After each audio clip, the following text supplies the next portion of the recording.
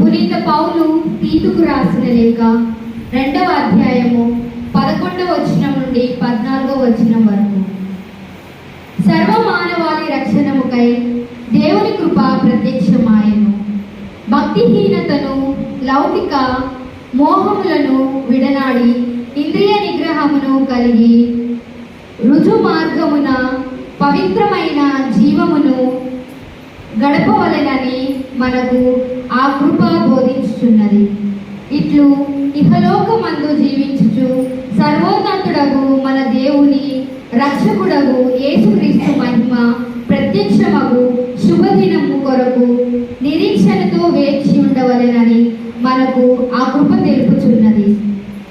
ఆయన సమస్తమైన దుర్నీతి నుండి మనలను విముక్తులను చేసి సత్కార్యముల యందు ఆసక్తి గల వారిగా తన కొరకు పవిత్రపరచుకొని